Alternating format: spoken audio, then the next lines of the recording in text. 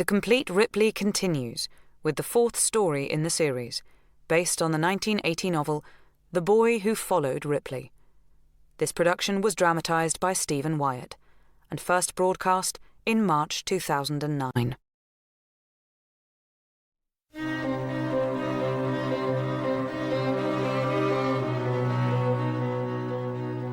Today I wrote to Jeff at the Buckmaster Gallery.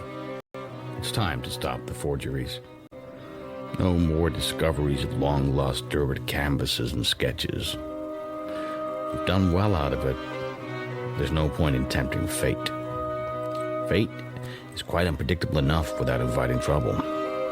I have a good life here at Belle-Isle with Eloise, and I don't want to risk it. Having made this prudent decision, I'm sitting enjoying a coffee at George's.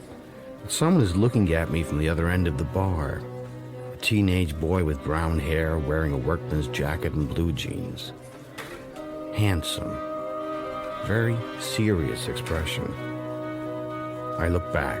He lowers his eyes and picks up his beer glass. But I know, when I look away, he'll start staring at me again. I've seen him around a few times, but why is he interested in me? You know, Tom, sometimes you worry too much.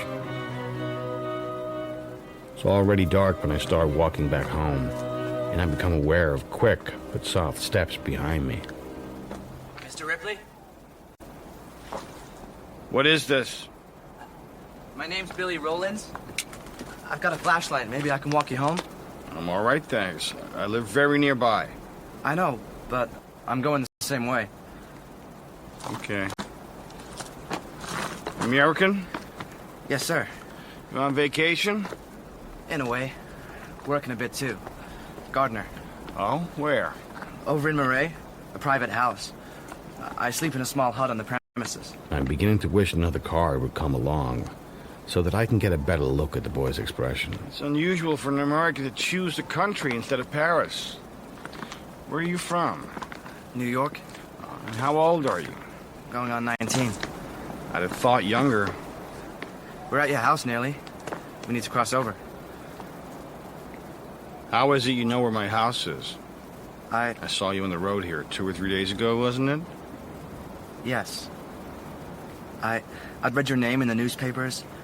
I thought I'd like to see where you lived, since I was near Vale-Perce. Do you have a bike? No. So how are you getting back to Murray tonight? It's 7 kilometers from here. Oh, I hitchhike. Or I walk. I guess I better be going. You're welcome to come in for a beer, if you like. My car's right here. I can drive you back to Murray. I don't know. I don't want to put you in any trouble. He's hesitating. Perhaps he doesn't live in Murray. Why am I inviting him in? Is it just idle curiosity? Or do I need to know what sort of threat he might be? All right. Thank you. I'll come in for a minute. Good. Well, here we are. Oh, my wife's already in bed. Beer? Coffee? I'm fine, thank you, sir. Take a seat. I don't want to dirty your sofa in these Levi's. They're not very clean. Well, don't worry. I have the good Madame Annette to clean things up and cook us delicious meals. You must have a nice life here, you and your wife. I mustn't complain. And you have a Derwent. Oh, you know his work. I've seen it in galleries. That's Man in Chair. It's my favorite. Do you like it? It's one I don't know. I know that other one from a catalog. The red chairs?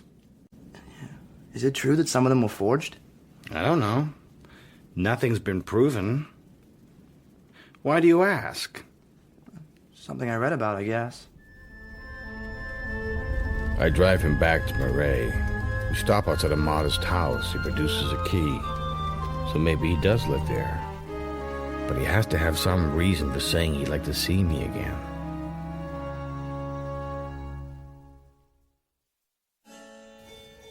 Eloise is having her harpsichord lesson. I try not to be jealous that she plays better than I do. I turned the pages of the International Herald Tribune idly, and then here it is.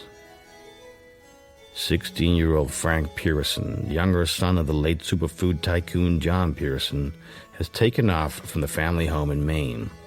The family are anxious after 3 weeks with no word from him. Frank was extremely upset by his father's death in July. I remember reading about the death. John Pearson was a wheelchair case because somebody had tried to assassinate him. One of his business rivals, almost certainly. I guess you don't get filthy rich without making enemies. Filthy rich enough to have Derwits on your walls. What had really interested me was that it had never been determined whether he had committed suicide by pushing himself off a cliff on his estate, or whether it had been an accident. I love those ambiguities. Tom, it's time for your lesson now. Oh, thank you, my love. Did I tell you I have somebody coming over this afternoon for tea? I shall be out shopping with Noel. Oh, that's what I thought. Here. Thanks. You had a harpsichord lesson today? Mm-hmm. Much more fun than bridge in the afternoon. I wish I could play. Well, there's still time. So how come your French is so good? Oh, we had it in school, of course. Then, a couple of years ago, my family spent a summer in France, down south. Oh, you must have been more than once. No one ever learned decent French in an ordinary American high school. Tell me, did you read about the death of the wealthy American John Pearson about a month ago? I think I heard something, somewhere. One of the two boys in the family, the younger, disappeared. The one called Frank. The family's worried. Oh, I didn't know. You're not drinking. What if I were to say I am that son? Oh, I would say it was your business. If you want to come to Europe incognito, it's been done before, except that the family is worried. You won't give me away, will you? Certainly not. You can trust me. You probably had your reasons. Yes. I needed to get away. So tell me about your family. Isn't there a John Jr.? Johnny, my elder brother. I stole his passport from his room. He's 18, nearly 19. I felt safer because he's older. Also, I can forge his signature, at least well enough to get by. So what are you doing for money? I took some cash, 2,000 or 3,000. That was easy. I know how to open the safe in the house. The house from Maine? Yes. We usually stay there at this time of year. That's where the funeral was held. The cremation. How long after did you leave? A week, maybe 8 days. So why don't you send your mother a cable? Tell her you're okay and you're in France and want to stay a little longer. It's a bore to have to hide, isn't it? Just now, I'd like to be on my own. Free. Don't you get on with your mother, then? It's not that. She's a lot younger than my father was, and much more fun, but it's got nothing to do with her, or with Johnny. I've no quarrel with either of them. I just don't want them to know where I am. I knew there is a girl I would call up if I could. Which girl is that? Therese. She lives in New York. She's important to you. I guess so. I really think she's the one. But I can't even let her know where I am. Listen, Frank, they're bound to widen the search. Don't they already know that you're in France? I don't know. Well, they must. You used your brother's passport. The search might even get to a small town like Marais once they're finished with Paris. Not if I wear old clothes and have a job. And another name. I ought to go before your wife gets home. Yeah, I'll drive you back. I keep thinking, what does he want from me? And then I have another thought I can share with him. Kidnapping. Frank Pearson is a hot property. If crooks recognize him, and they'll be trying harder than the general public, then it will be more profitable to kidnap him than to turn the attention of the police to him. Maybe it's a coincidence, but there's a car parked near the house Frank's staying in. No other traffic in sight. 2 men in the front seats. When they see my car, they back quickly away. What's that about? Just what I was thinking. You think there's some danger? I don't know. Have you ever considered your valuable property? Maybe I should come with you.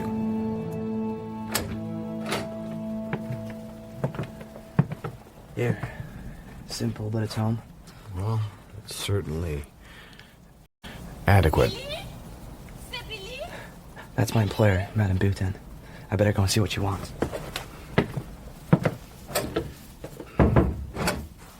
I sit and wait and listen. This is not my story, but somehow I'm becoming part of it. I share something with Frank, but I'm not sure yet what it is. She says 2 men have been here asking to see me. Who were they? They didn't say, but they said they wanted to see her gardener. They asked when I'd be back. I think we better leave tonight. Now. Do you? No, I know, you're right. Now. Let's get going and pack up. You'll stay at my house tonight, and we'll worry about tomorrow. But what about Madame Boutin? She's been good to me. Tomorrow, we'll leave your nice old lady a note. We can't waste time with that now. And the key? We'll drop it behind the gate. We'll tell her in the note tomorrow. I drive out of Marais as fast as I can and by a different route. So far as I can tell, nobody is following us. But I am glad to see the gentle glow of Bellarme's front light, which Eloise has left on for me. This is the guest room. This is great. Make yourself comfortable. It's all yours. Have a hot shower if you like. Use my bathroom tonight because the other one is Eloise's. A hot shower. I'll have to tell Eloise you're staying the night, but you'll still be Billy Rowlands to her. I'll tell you want to do some gardening for us, so don't worry. Thank you, sir. You can call me Tom. Good night. Good night. You are so impulsive, Tom. An American boy in our house, just like that? And suppose he is a thief? You ask him to stay the night, and how do you know he is there now? Okay, you're right to be cautious, but this boy really isn't one of the hitchhiker types. He's a well-brought-up boy. 18, likes gardening, and seems to know quite a bit. Well, I suppose Henri can always use some help at this time of year. He's very strong and willing, but hardly, how do you say, imaginative. By the way, I'm having lunch with Noël and Jacques, and then we're driving to Paris to see a show. I assume you do not wish to join us? When Frank comes downstairs, he hands me a note from Madame Boutin. I drive over to Marais and deposit it in her letterbox. On the way back, I buy a copy of Franz Dimanche. Inside is a full-face photograph of Frank. I delivered your note. Thank you. I thought I'd take a look at your garden. Since I'm going to be working here, your gardener's done a pretty good job. Is anything the matter? Come inside. I think you should see this.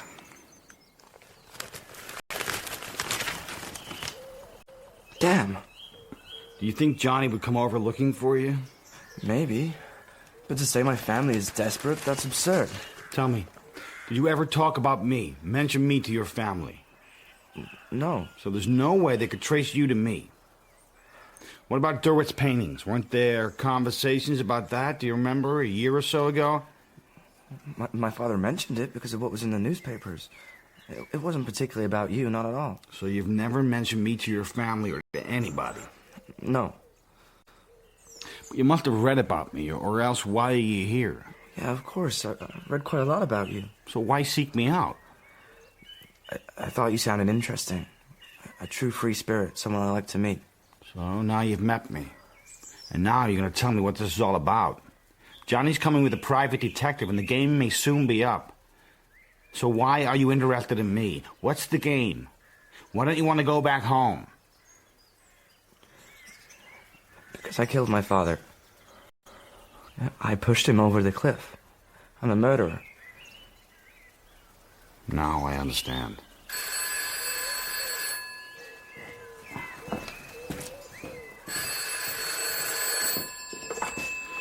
Yes? Tom, it's Reeves Minot in Hamburg. Hello, Reeves. What's new? Oh, not too much. But I wondered, can you put a friend up for one night? When?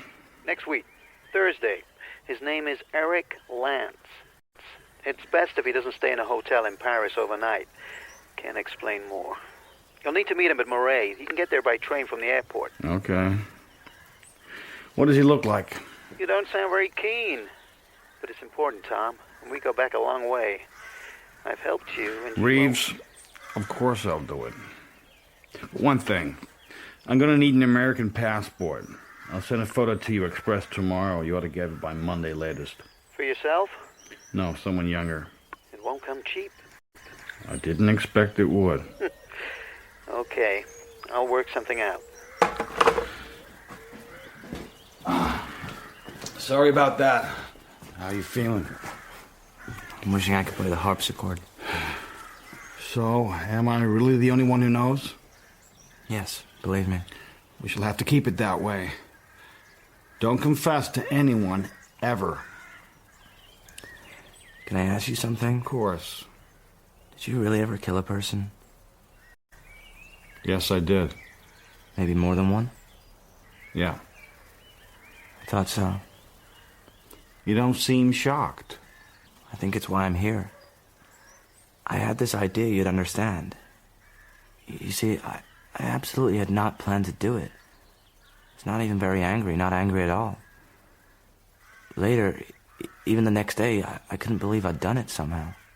I believe you. But you felt angry with him somewhere deep down.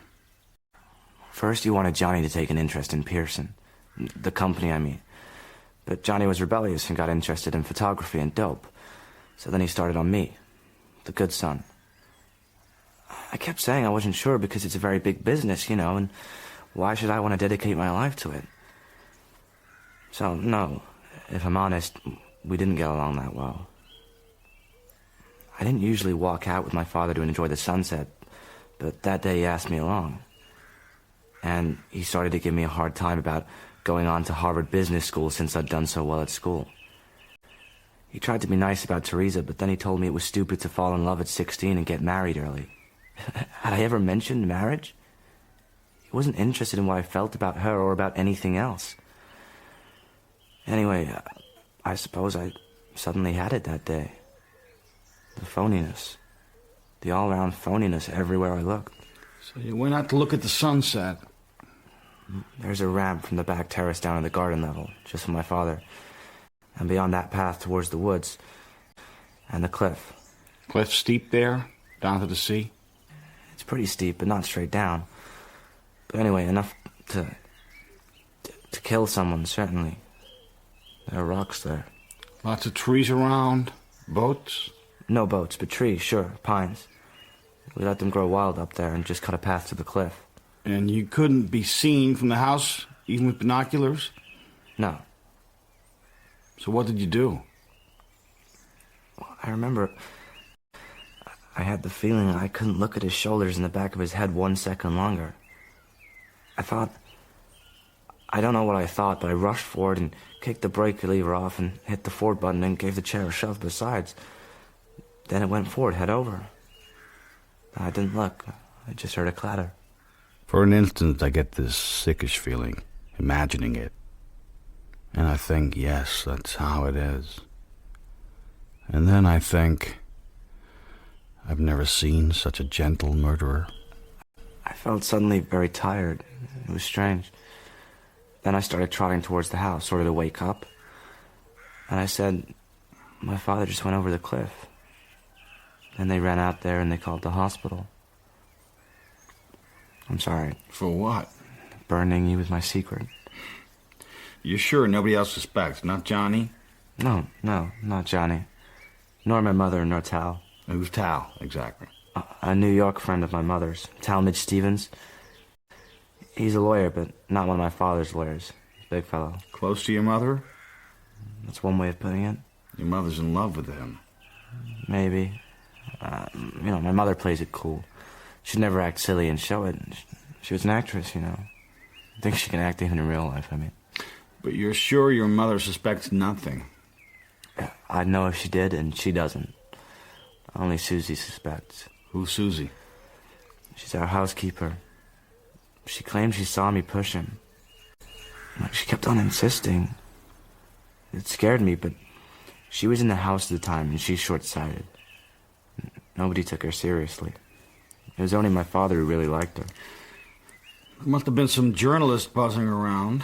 Yeah, but my mom and Tal got rid of them as fast as possible. Of course, I had to speak to at least one of them. And you said what, exactly? I said my father was near the edge. It seemed to me that he really didn't mean to send himself over. I don't care what you say. I mean to the police or anyone, but I'd better take off. Come on now, take off where? I don't know. You can't go anywhere without a new passport. So I'm taking you to Paris to have a photo taken. We'll have to change. No, I don't want that.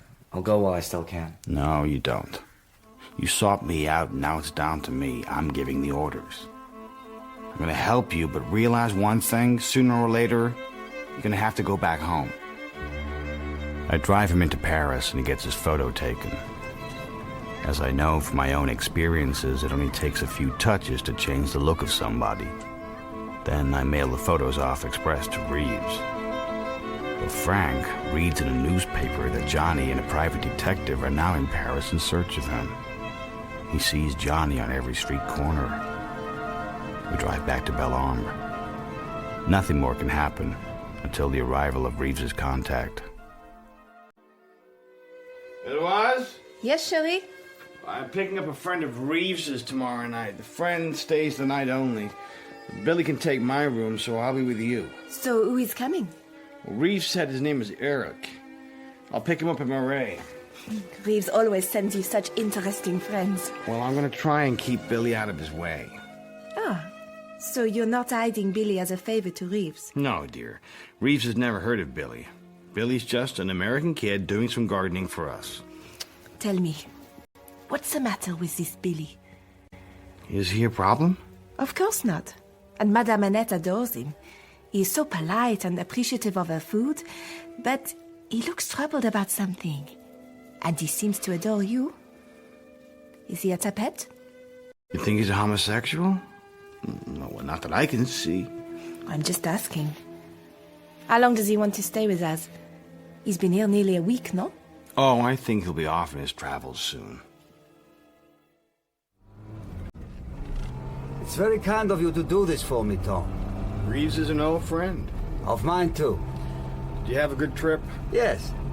And I always enjoy France. Eric Lands carries 2 cases of brown plastic so small they could be considered hand baggage on an airplane.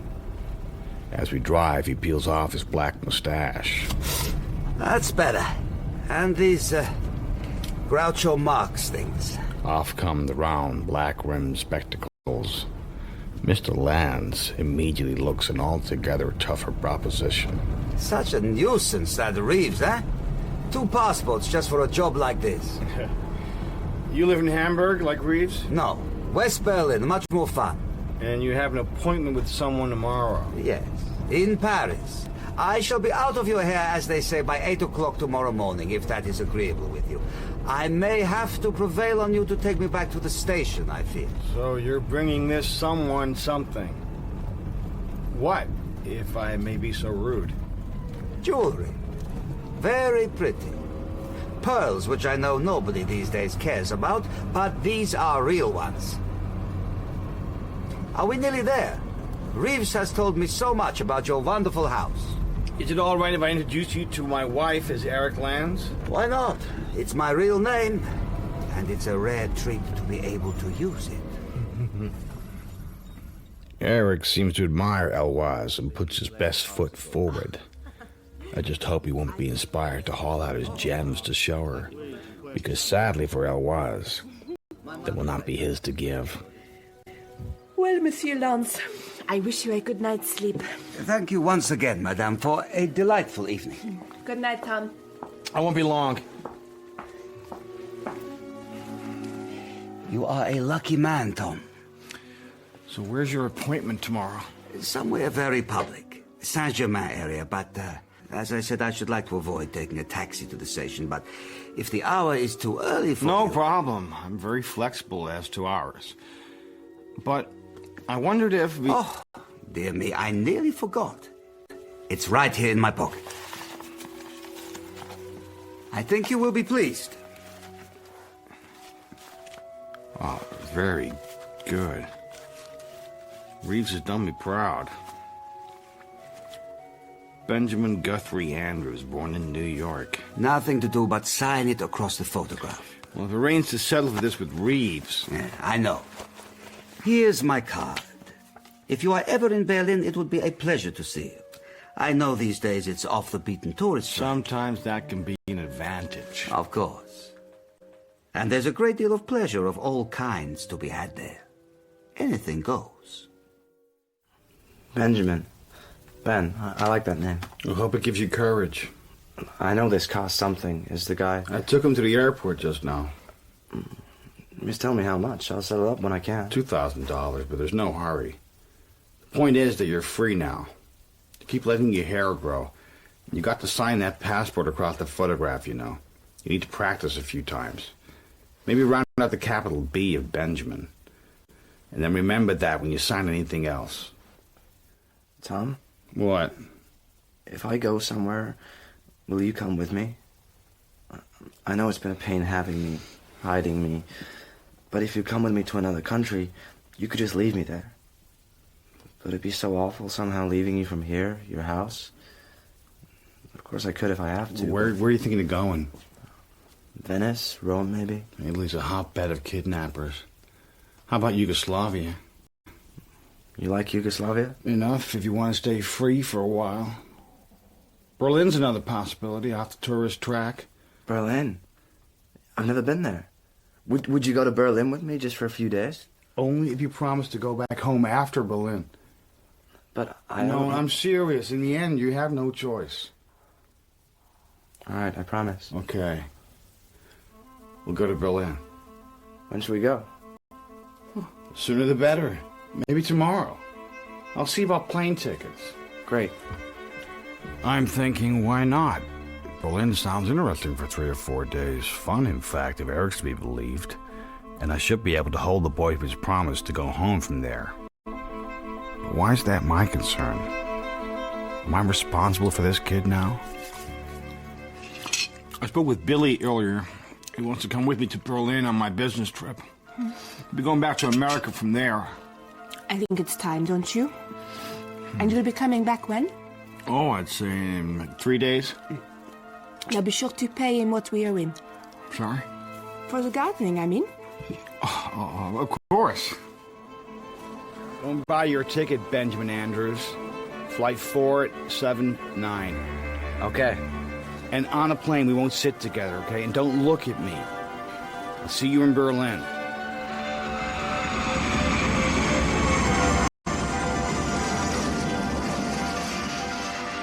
Hi there. I'm sorry, I don't... Benjamin, fancy seeing you here. It's all right now. Good afternoon, sir. And how are you? I'm excellent, thank you. I booked us 2 rooms at a hotel in the Albrecht Achillesstrasse, off the Kurfürstendamm.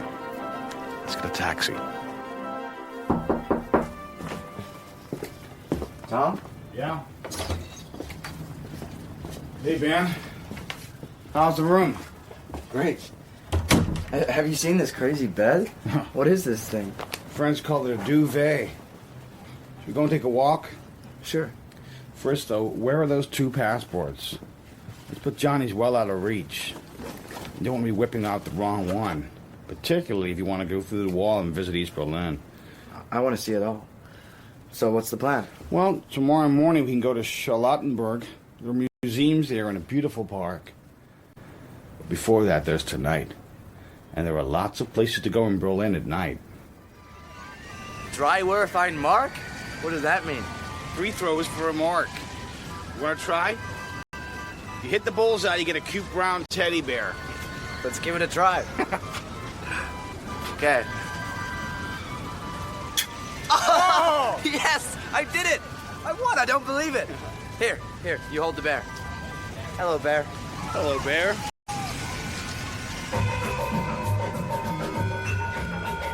This city is great. I just love this city. Everybody can be just what they like. Those people back there who said hi, were they girls or boys? Which do you think? I don't know. I don't care. I just like them. And those muscle guys in those ruffled dresses with the huge hats were just wild. That's Berlin for you. I'd love to send Therese a postcard from here. Well, you better leave it for now. We don't want to be traced. Yeah, I guess you're right. Besides, I need to get things clearer with her. What do I know? Maybe she likes me, maybe she doesn't. And please don't tell me I'm not old enough. I know I've got 5 more years of college. Holy Christ. So what makes you think she's the one for you? Well, she's different from other girls. I can't describe it. She's very sure of herself. That's what scares me sometimes, because I don't look as self-confident as she does. Maybe I'm not. Maybe one day you'll meet her. I hope so. I hope so, too. I think that it's unlikely. But illusion, hope. What else keeps people going? Ego, morale, energy, and what people so vaguely call the future. Isn't it based for most people on another person? So very few people can make it alone. I try to imagine myself in Belle Arbre without Eloise. I can't. And yet what do I need her for? It's not as if we have a great deal of sex. I wonder about Frank. Or Ben, as I have to keep calling him.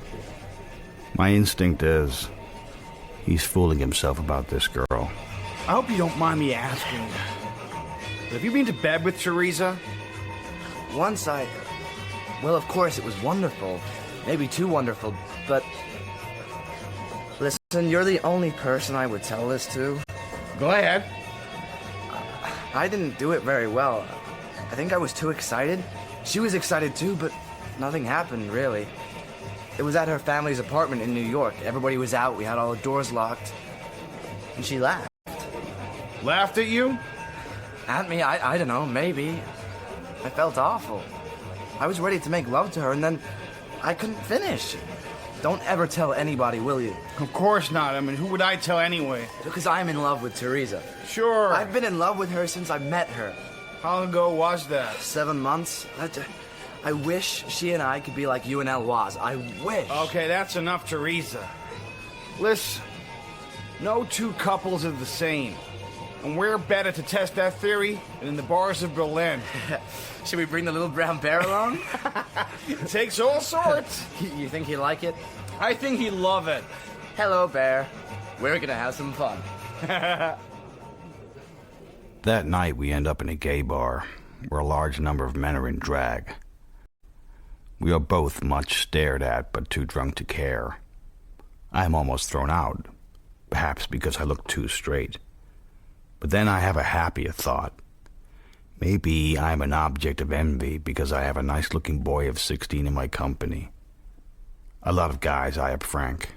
He's having too good a time to care. We're having too good a time. We do all the sights, we explore the clubs. Sometimes Frank dances, and I stay seated to see if anybody is paying him the wrong sort of attention. Kidnappers, I mean. But I sense nothing. I worry about Frank, and I'm also very happy. I can't believe it's nearly over. This is gonna be my last day with you. I don't know when I'll see you again. I'm thinking these are the words of a lover, but I don't imagine Frank's family, his mother in particular, will be overjoyed if I look Frank up on my next trip to the States. So this really is the end. So, where are we gonna go now? What's the plan? I thought we'd visit the Grunewald, the big forest. It's supposed to be great for walks. We can take a taxi there. After our taxi drops us, we take one of the lanes into the woods. After a couple of minutes, the trees close over us, shutting out much of the sunlight. A boy and girl picnic on a blanket spread out in pine needles. Frank looks at them dreamily, maybe with envy. Aren't these birches great? I love birches. And tomorrow I'll be flying westward to New York to face whatever awaits. Maybe Frank hasn't killed his father. Maybe it's a fantasy. Is it because the sunlit woods are so beautiful that I don't want to believe the boy has killed anyone? I guess we'd better be heading back soon. I think I've worked out where we can pick up a taxi, okay? Sure. Can you excuse me a moment? I need to pee. Okay. I'll stay here. I wait. Maybe once Frank's gone home, I'll head for Paris. Or maybe look up Eric Lance after all. I wait some more. And then somehow it seems too long. Surely he's not decided to run away from me, too.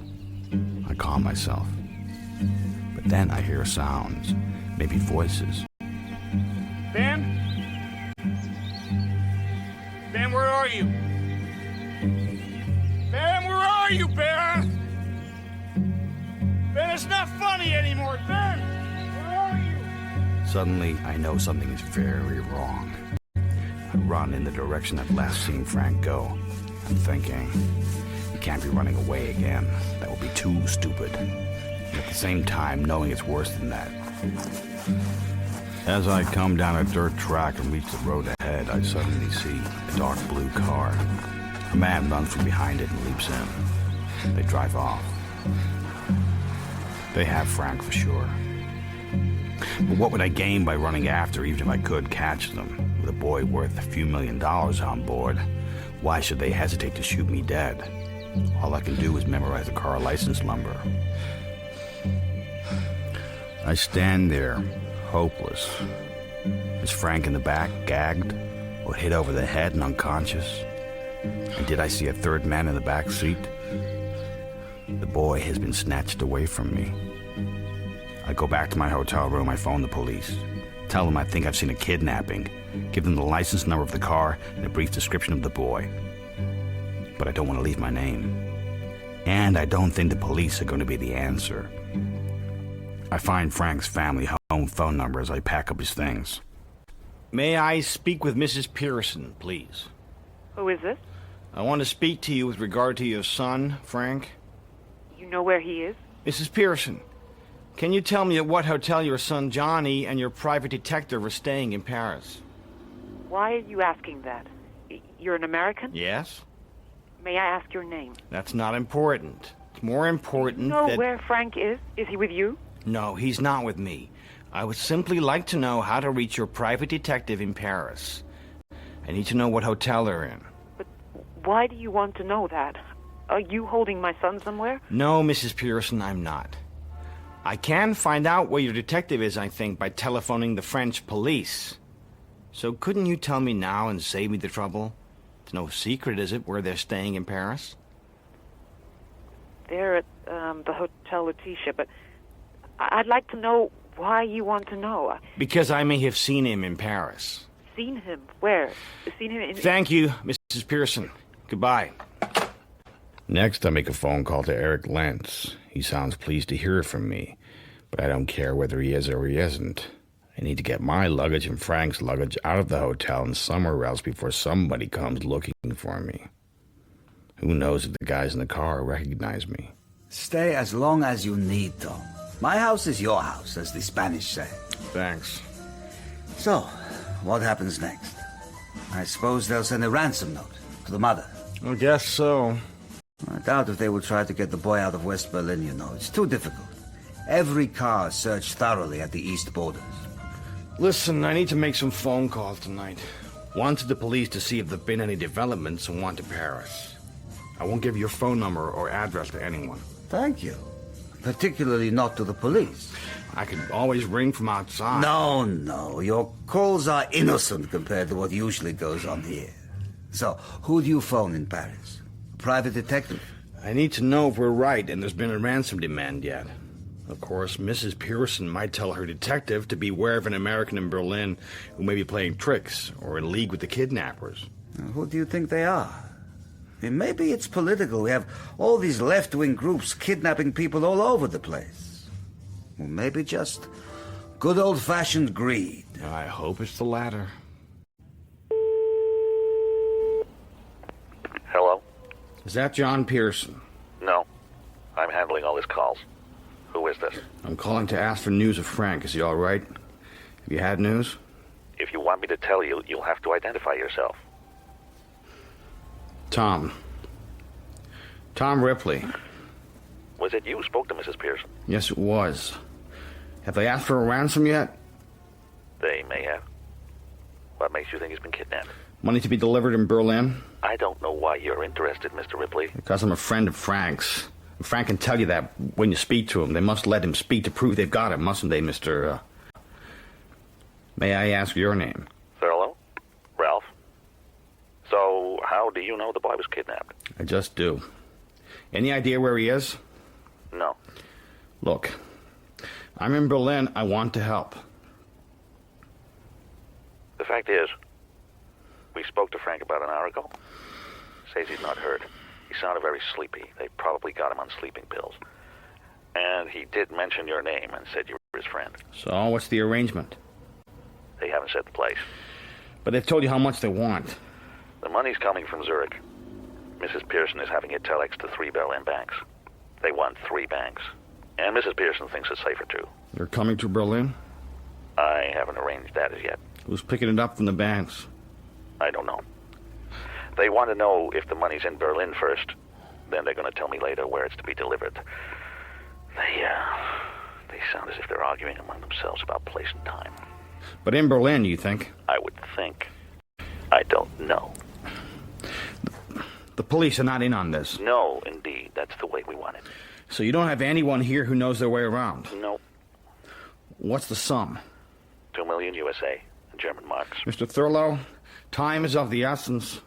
I'm here in Berlin. I'm willing to pick up the money and take it wherever they want it. It's going to be a lot faster. I don't know. I'll have to talk to Mrs. Pearson, Mr. Ripley. Frank's in danger, and there's someone on the spot who's willing I'll get back to you.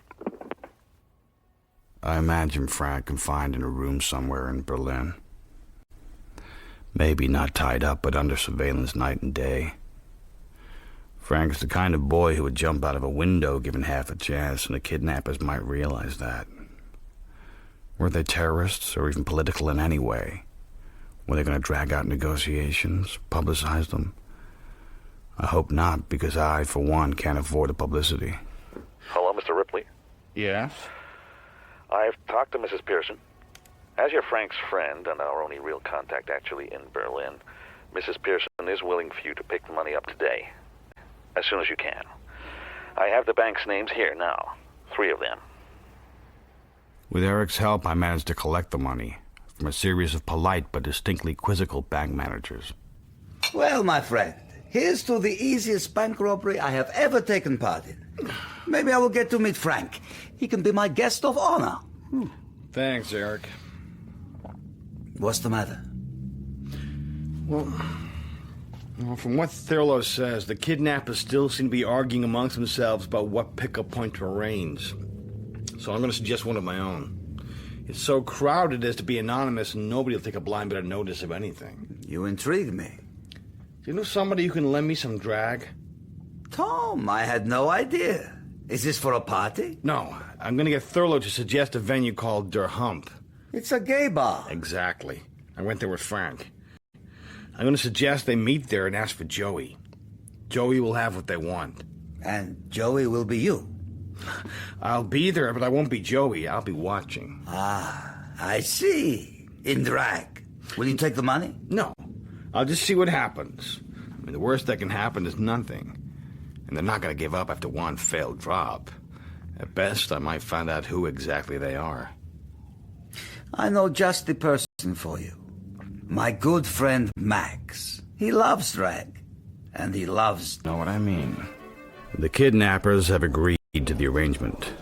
I'm here in Der Hump, sipping a drink and trying not to get lipstick on the glass. I'm sitting because the high heels are killing me.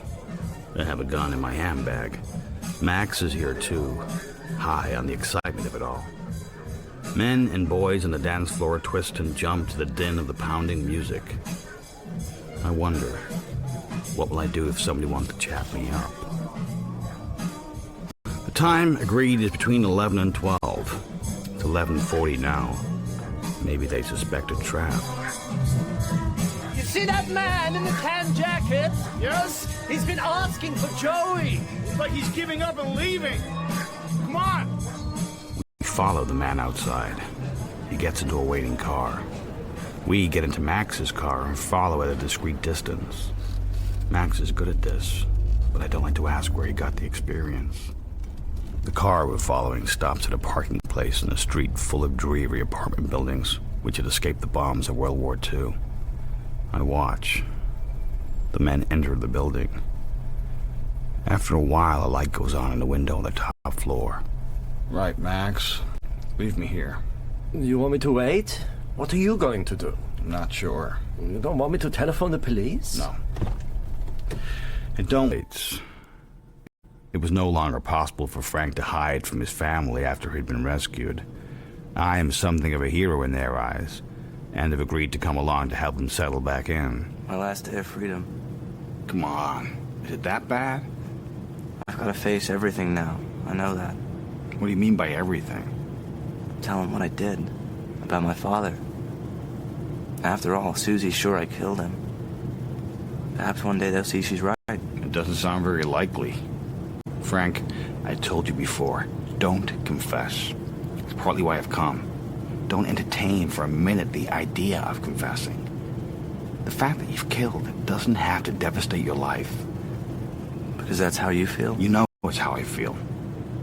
Tom, you're really the only friend I have. No, I'm not your only friend, just the only one you've talked to. You don't have to tell them anything. So why do you even bring it up again? Well, maybe if I still had Therese, I wouldn't. What do you mean? I found out through Johnny.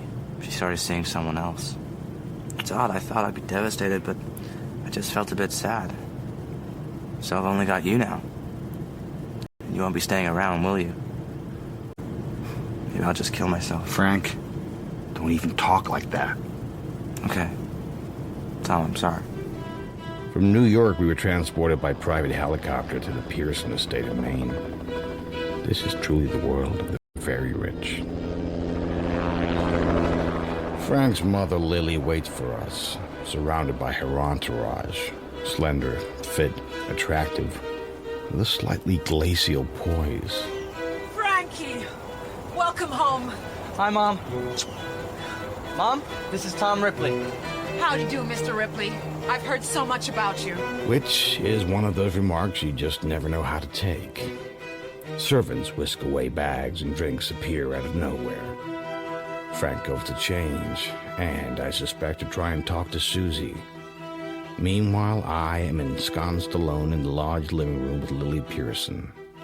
Above her head is Derwent's The Rainbow. It's one of the very best of the late Bernard Tuft's forgeries for us. Mr. Thurlow has told me about your fantastic help to us, Mr. Ripley. And the miracle is that Frank wasn't hurt at all. But be honest, how do you think he is? Well enough. But he seems upset about a girl called Teresa. Do you know anything about her? Teresa.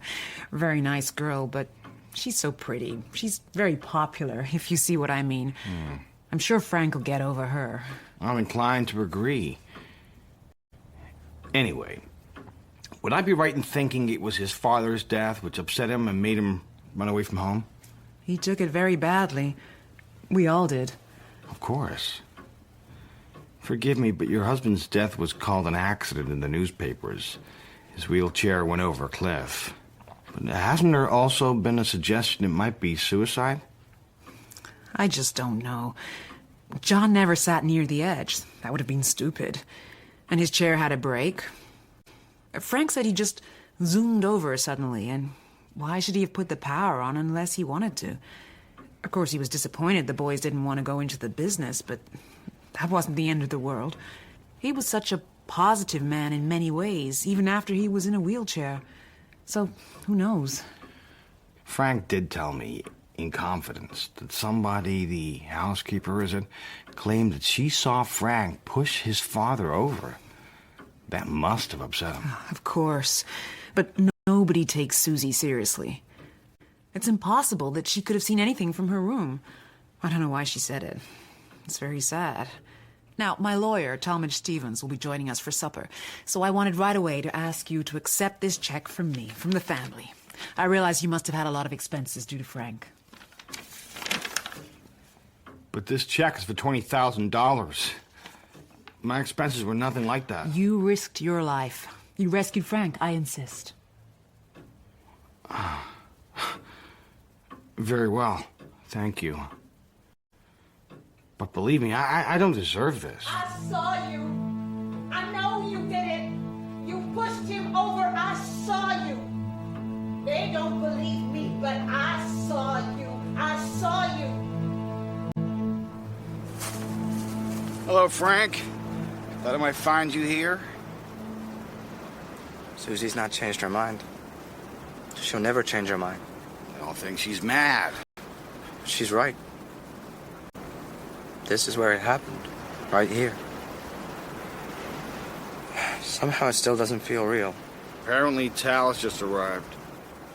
In that case, Mom won't be worrying about me for a while. She doesn't suspect anything. Nobody believes Susie. She must pick herself up, Frank, and get rid of... Frank, I wish you wouldn't stand so near the edge. When I sent my father's chair over, I thought, I'll get my father out of my life, out of our lives. For me, and Johnny, and Theresa.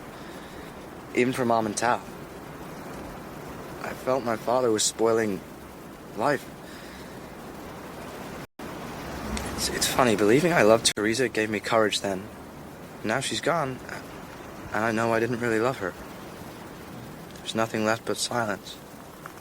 Nothing. Except you. I look into Frank's eyes. They're like mirrors of my own.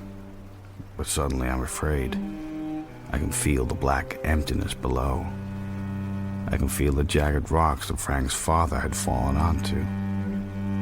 I have a strange feeling that the boy might suddenly rush me and push me over. Am I being insane? The boy adores me. I know that. But love is strange, too. Maybe we should be getting back. Maybe. Come on, Frank. Let's not linger here. You're going tomorrow, aren't you? You know I am. There'll be nobody left here who understands me. There's nobody else in the world except you that I'm ever going to tell that I killed my father. Because you understand. That's why I sought you out. Frank, for the last time, never tell anyone what you did. People may guess. People may whisper. But they'll never know for certain. That's how I've lived my life. I know. But am I you? Come away from the edge, please. An elegant supper party, a sumptuous breakfast, and then it's time for me to pack and go. It's the sort of house which is so big that sometimes everyone disappears, and you're alone. So when I'm packed, I wander into Frank's bedroom. It's empty. There sits the little brown bear he won. I shouldn't touch it, but I do. I take it and pack it in my own baggage. I'll explain to him another time. Tom, thank you so much for everything. And thank you for your hospitality. I was just going to say goodbye to Frank. Have you seen him? Not for a while, but I'm sure he's around somewhere. I saw him earlier setting off for the cliff. No! How do I know? Why do I know? I don't care if she thinks I'm insane. I run out of the house and rush towards the cliff edge. Frank! Frank! Frank! I stand on the cliff's edge. I'm shaking and in danger of falling. I force myself to look down, but I know already what I'm going to see.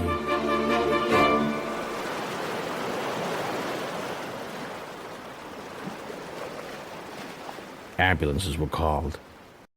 Everything was done. But what was the point?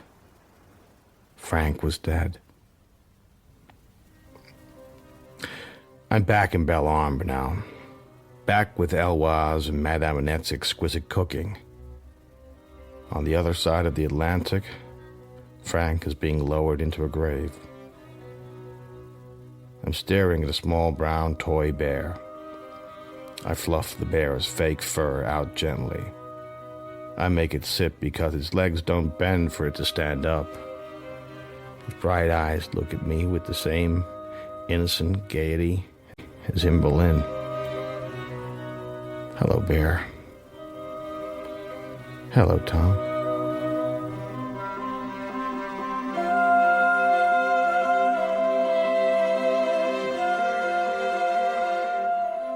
In The Boy Who Followed Ripley, Tom Ripley was played by Ian Hart, Frank Pearson, Nicholas Holt, Eloise, Helen Longworth, Lily Pearson, Janice Aqua, Reeves Minot, Paul Ryder.